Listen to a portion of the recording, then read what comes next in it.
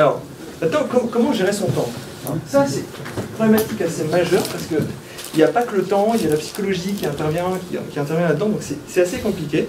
Mais heureusement, les économistes sont là et nous ont fourni des solutions. Le premier économiste à avoir regardé ça, c'était Cyril Parkinson. Et donc il a créé la loi de Parkinson. La loi de Parkinson qui dit « Tout travail tend à se dilater pour occuper tout le temps qui lui est imparti ». C'est-à-dire le travail est un gaz. Le travail va se dilater dans la boîte temporelle qu'on lui a donnée jusqu'à tout occuper. Donc ça, vous l'avez sûrement déjà expérimenté. Alors oui, ce tutorat que je dois rendre pendant 2 semaines, mais que je commence le jour d'avant parce que j'ai pas envie, et que bon, voilà. Donc, comment vous pouvez lutter contre ça? Alors c'est assez facile, en fait, il suffit de subdiviser les tâches complexes en des tâches beaucoup plus simples, bien définies, avec une date de fin. C'est-à-dire, je vais monter une association, très bien, ça ne veut rien dire monter une association. On ne sait pas ce qu'on a à la fin, qu'est-ce qu'on fait?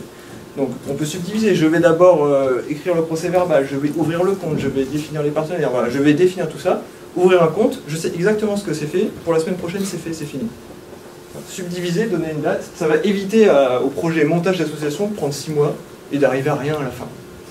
Donc la loi de Parkinson, amusez-vous à reprendre cette loi, à observer comment vous travaillez et regardez comment vous pourriez améliorer les choses. Après, il y a un autre économiste qui s'appelle Carlson, qui est suédois. Alors, lui a dit un travail réalisé en continu prend moins de temps et d'énergie que lorsqu'il est réalisé en plusieurs fois. Alors, c'est très simple, c'est-à-dire si vous êtes interrompu, un travail prend plus de temps. Très bien, on est tous d'accord, effectivement, si je suis interrompu, ça prend plus de temps. Maintenant, réfléchissez. Est-ce que votre logiciel de mail est allumé en permanence sur votre ordinateur? Ok, vous travaillez et vous recevez peut-être un mail tous les quarts d'heure. Mais chaque fois que vous recevez ce mail, eh bien, ce mail va venir vous perturber. Ça va vous détourner de l'activité que vous faites. Il va falloir un temps, on va dire, de préchauffage pour recommencer l'activité. Et globalement, ça va réellement perturber énormément votre activité. Alors, c'est pour ça que, on va dire, pour être plus intelligent, c'est-à-dire plus efficace, il faut éviter au maximum les interruptions. Déjà, l'open space dans les entreprises, c'est pas forcément une bonne idée. Fermez la porte de votre bureau si vous voulez la tranquillité. Il faut éviter les voix, parce que les voix détruisent complètement votre intelligence, parce que votre cerveau est occupé à écouter les conversations qui est à côté et pas à travailler sur votre tâche. Là, les mails, pour moi, c'est le diable. C'est le diable. Les mails, il faut arrêter. Fermez votre logiciel de mail. De toute façon, les mails, c'est comme une lettre. Je vais voir ma boîte aux lettres une fois par jour, et tout se passe bien. On n'a pas besoin de répondre aux mails dans les 2 minutes après. S'il y a un souci, les gens ont le numéro de téléphone. Il n'y a pas de souci.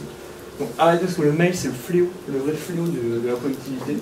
Et arrêtez le multitasking, ça marche pas. Le multitasking, on peut avoir plusieurs projets en parallèle, c'est possible, mais je fais alors mon administratif et je fais le calcul en même temps, ça sert à rien. Ça sert vraiment à rien.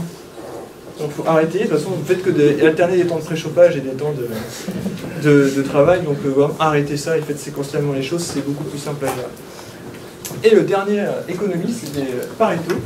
Cette loi est vraiment géniale, qui dit que 80% de résultats viennent de 20% des causes. Alors ça, c'est partout dans la vie.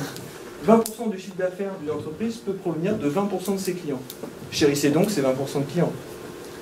20% des vêtements sont portés 80% du temps. Je pense qu'on sera tous d'accord qu'on met globalement très peu de notre garde-robe et on la met très souvent. Ça, c'est la loi de Pareto appliquée à la mode. Donc ça dit quoi? Ça dit une première chose, c'est qu'il faut identifier et automatiser ou éliminer les tâches qui, finalement, demandent beaucoup de temps et qui n'apportent aucun résultat. Bien sûr, ça demande de savoir identifier quelles sont les tâches avec le maximum de résultats. Donc cette loi-là, elle est difficile à mettre en œuvre. Ça demande quand même de réfléchir à son activité et de voir qu'est-ce qui apporte le plus de résultats. Mais c'est intéressant de savoir qu'il n'y a pas un comportement linéaire entre l'entrée et la sortie.